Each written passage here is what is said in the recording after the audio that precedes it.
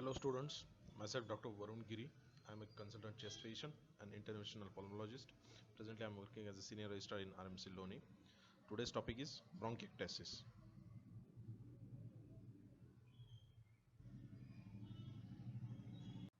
First is definition of bronchiectasis. Bronchiectasis is a combination of two words. First is a bronchus, that means airways, ectasia, that means dilatation. So bronchiectasis is a morphological term used to describe abnormal, irreversibly dilated and often thick-walled bronchi. This is an anatomical definition. It was coined by the Linec in 1819. Bronchiectasis represents the end stage of variety of pathological processes that cause destruction of bronchial wall and its supporting tissue. It was a common and disabling and fatal condition in pre-antibiotic era, but the mortality, morbidity, and the incidence went on declining as there is a improvement in living condition, frequent and early use of antibiotics, improved sanitation, nutrition, and also introduction of childhood immunization practices. Pathology. Induction of bronchiectasis requires two factors. First is the infectious insult. It is a vicious cycle. It is described by long back. This concept is that the chronic bacterial endobronchial infection and inflammation damages mucociliary defenses. This leads to stasis of secretion, which in turn propagates further the bacterial infection and increases airway inflammation and bacterial bronchial dilatation. So it is a cycle of infection leading to inflammation, leading to destruction, leading to more infection, and cycle goes on. But only bacterial colonization or infection of the airway is alone not sufficient to produce true bronchiectasis. Second factor here is required is impaired drainage, airway obstruction, or a defect in host defense. It seems likely that focal disturbances resulting in the airway obstruction or impairment of drainage and or systemic condition resulting in uncoordinated airway clearance or impaired immune responses are required in addition to the airway colonization or infection. So there are two factors which are required. First is bacterial colonization or infection, recurrent respiratory infections, and other is impaired drainage or airway obstruction or a defect in host defenses. On gross examination, principally it affects medium-sized bronchi. There are dilated and ectatic bronchi filled with purulent secretion and show transmural inflammation, mucosal edema, cratering, ulceration, neovascularization. These are the gross examination features. Sometimes epithelium may show polypoidal appearance due to underlying granuloma formation, mucosal ridging due to bronchial smooth muscle hypertrophy, pitting sometimes due to dilated bronchial mucous glands. In severe cases, it may also show destruction of underlying elastic laminae, smooth muscles, cartilage with fibrotic changes, replacing these structures. So there are various stages depicting inflammation as well as healing in the form of fibrosis. We can also see dilated and tortuous bronchial arteries may be secondary to the development of extensive bronchopulmonary anastomosis. On microscopy, it is characterized by the loss of cilia, cuboidal and squamous metaplasia of respiratory epithelium, hypertrophy of bronchial glands, and sometimes lymphoid hyperplasia. On microscopy, there are the features of intense infiltration of bronchial wall with neutrophils, lymphocytes, and monocytes. These are the defensive cells, and their infiltration leads to more damage. So this is the slide, which is on left side. It is a normal histological appearance of normal bronchus. On right side, it is a destroyed and inflamed mucosa and submucosa, which is showing cartilage destruction of fibrosis, mucosal and mucous gland hyperplasia, inflammatory cells which are infiltrated all over the mucosa and submucosa, and also within the lumen there is increased mucus and exudate. So there are numerous etiologies that can induce or contribute to the process of bronchiectasis. We'll see one by one. First is airway obstruction. Whenever there is a airway obstruction in respiratory system, whenever there is obstruction to air or ventilation, the part of the lung which is distal to the obstruction gets collapsed because it gets devoid of its air supply. So that gets collapsed. So the mechanism which leads to bronchiectasis by airway obstruction is that following the bronchial obstruction, airway proximal to the collapse are exposed to strong dilating forces caused by the differences in the atmospheric pressure in the bronchi and the negative pressure in the pleural space. So here atmospheric pressure within the bronchi and the negative pleural pressure in the pleural space, there is a difference, and this difference or these forces act on weakened and inflamed airways and may result in permanent and pathological airway dilatation. Also, obstruction leads to accumulation of secretion, impaired cleaning of airways, and that leads to infection and further inflammation. of the air and ultimately leads to airway wall injury. Also, obstruction can be intraluminal or extraluminal. It can be within the lumen or it can be because of something outside of that airway. Bronchial obstruction may result in development of localized bronchiectasis within that segment. Endobronchial adenoma, fibroma, chondroma, and lower respiratory tract papillomatosis, they can cause partial obstruction, and even such a partial obstruction can lead to bronchiectasis. Then few anatomical defects can lead to bronchiectasis. Out of that, tracheobronchomegaly, which means that the trachea is wider than the vertebral column at the same level, or roughly airway diameter of trachea more than 3 cm, or right main bronchus more than 2.5 cm, or left main bronchus more than 2 cm. It is also a risk factor for bronchiectasis. Another one is tracheobronchomalacia, diffuse or segmental weakness of trachea and or mainstem bronchi. This is anatomical defect of the airways such as tracheobronchomalacia, deficiency of cartilage in the 4th to 6th order bronchi. For example is the Williams-Campbell syndrome. All these anatomical defects can lead to bronchiectasis via deficient clearance of respiratory secretion and recurrent infections. Second entity is infection. How the infections lead to bronchiectasis, we have already seen that infection, inflammation, destruction, and again infection cycle. Also, few childhood viral illnesses like measles, pertussis, these can lead to intense bronchial and peribronchial inflammation and epithelial proliferation, and it can lead to permanent airway damage. Few bacteria can lead to necrotizing pneumonias like Staphylococcus aureus, Klebsiella pneumoniae, Pseudomonas, and can result in bronchiectasis. Few anaerobic infections typically lead to bronchiectasis and formation of lung abscesses. TB, as the TB is a very common entity in India, we have to see what happens to TB in bronchiectasis. TB can result in bronchiectasis by multiple ways. Bronchiectasis can be a secondary result of tuberculous bronchitis. It can be because of airway obstruction after the post-tuberculosis bronchial wall stenosis. Sometimes TB lymph nodes, these can cause extraluminal obstruction to the airways and can lead to bronchiectasis. And few non-MTB bacteria, MTB like Mycobacterium avium complex, it can be cause of bronchiectasis and it can be a regular colonizer in the bronchiectatic segment.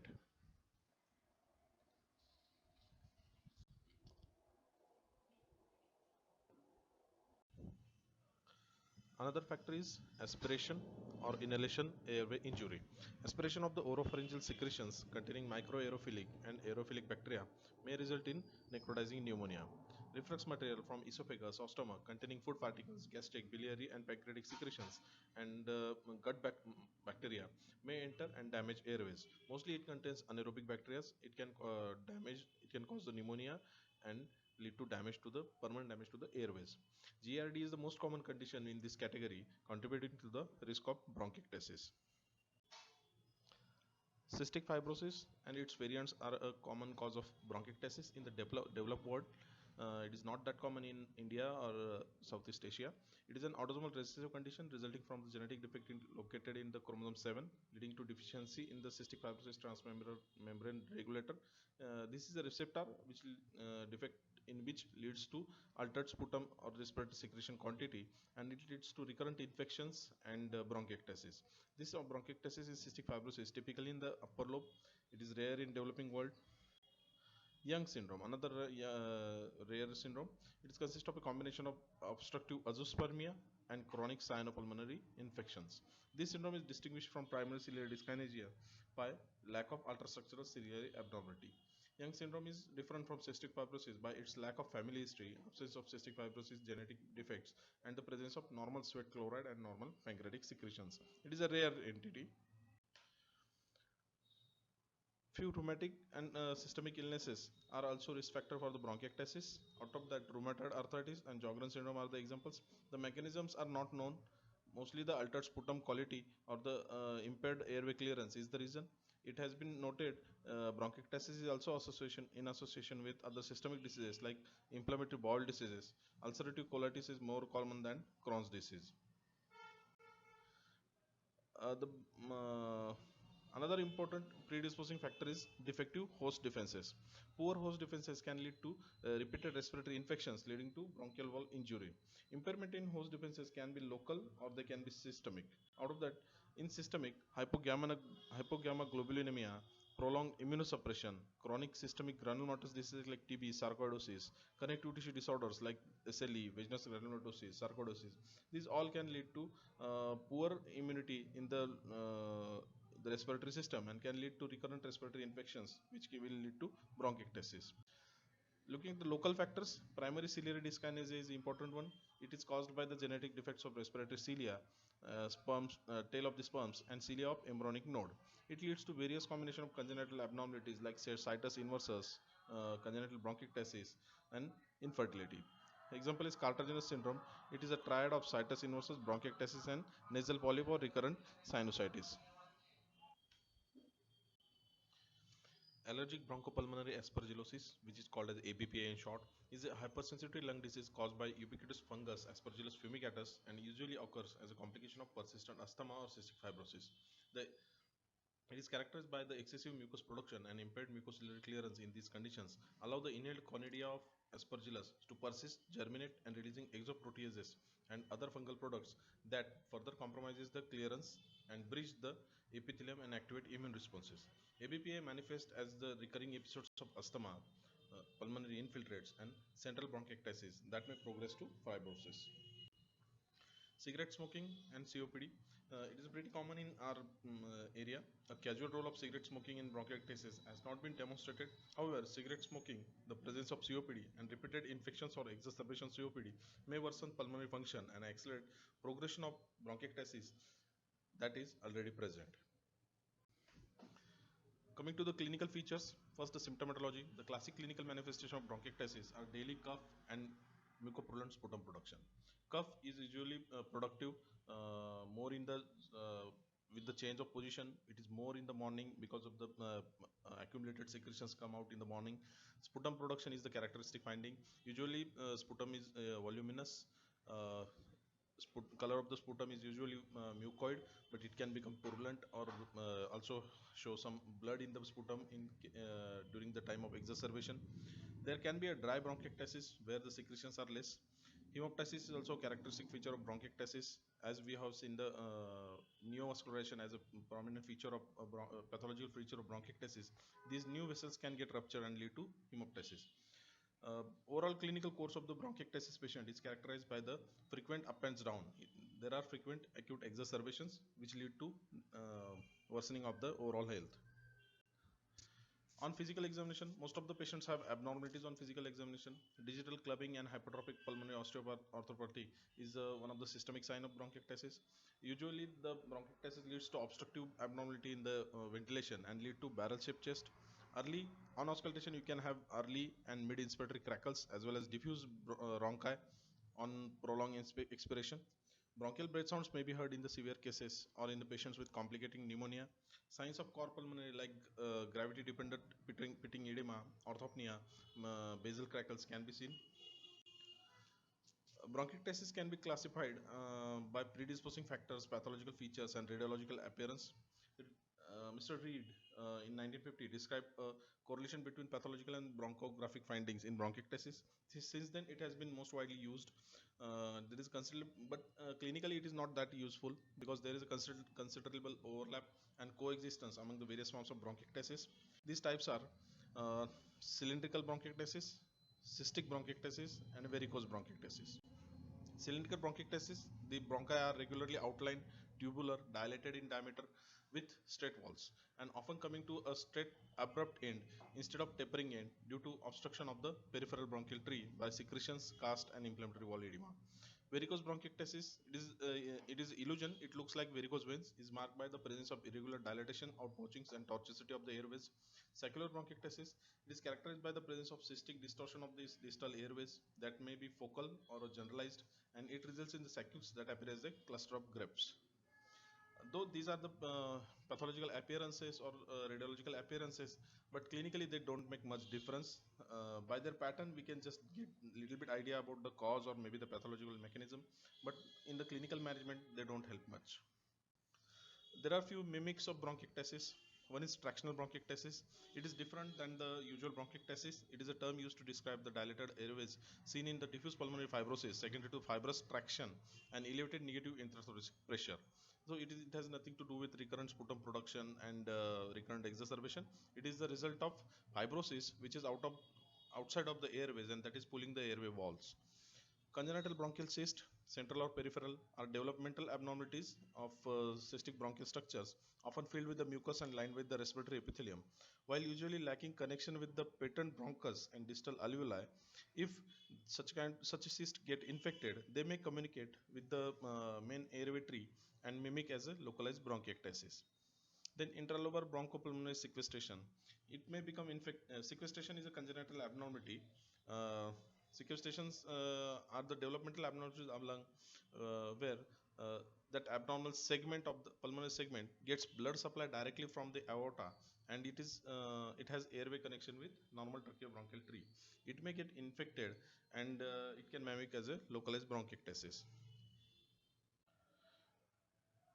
Diagnostic evaluation of bronchiectasis has two parts. First is diagnosis of bronchiectasis. It is done on the basis of history, clinical features, and radiological demonstration of bronchiectatic airways.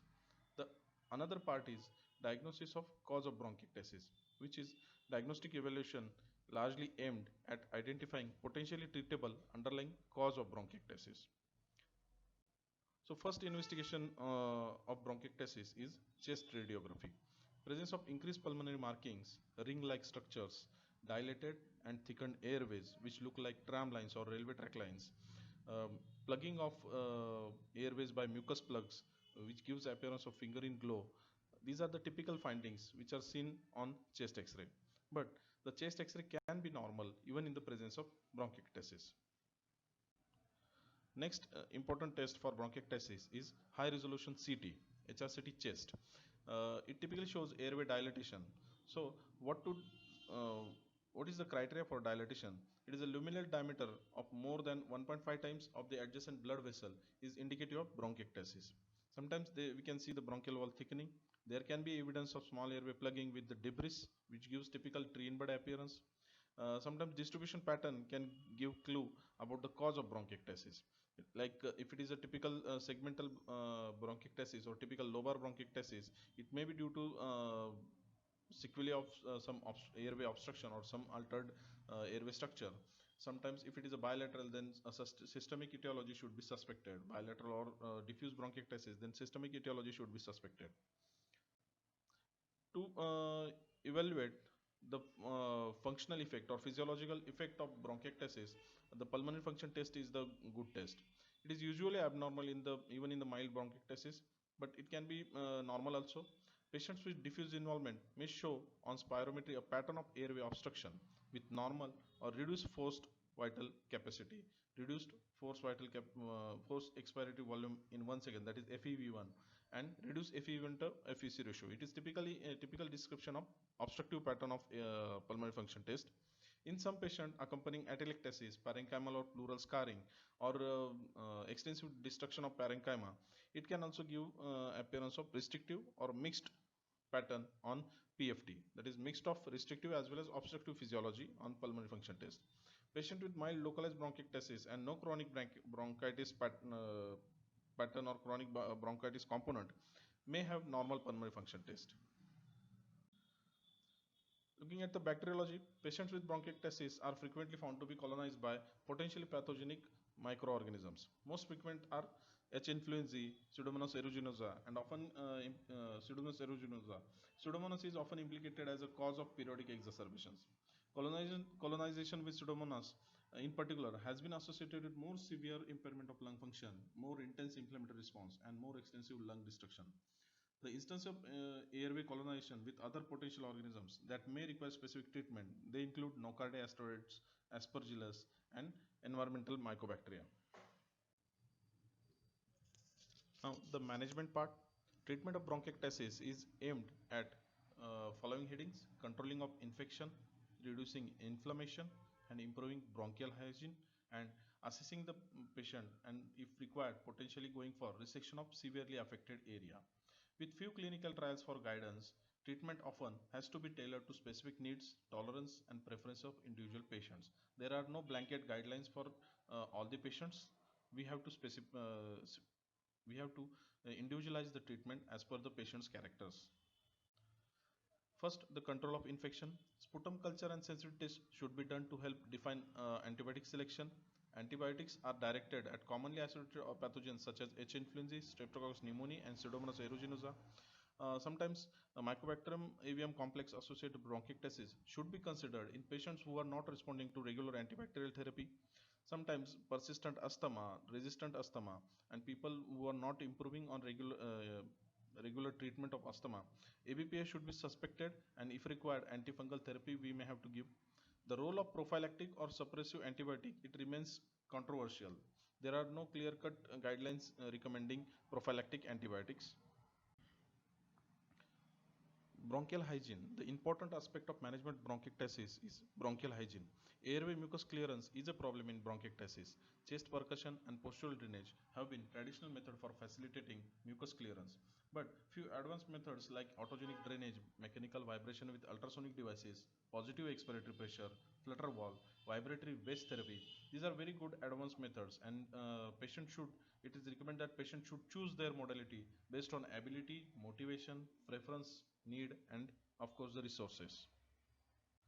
Mucus clearance. Mucus hypersecretion is a prominent feature of chronic inflammatory airway disease.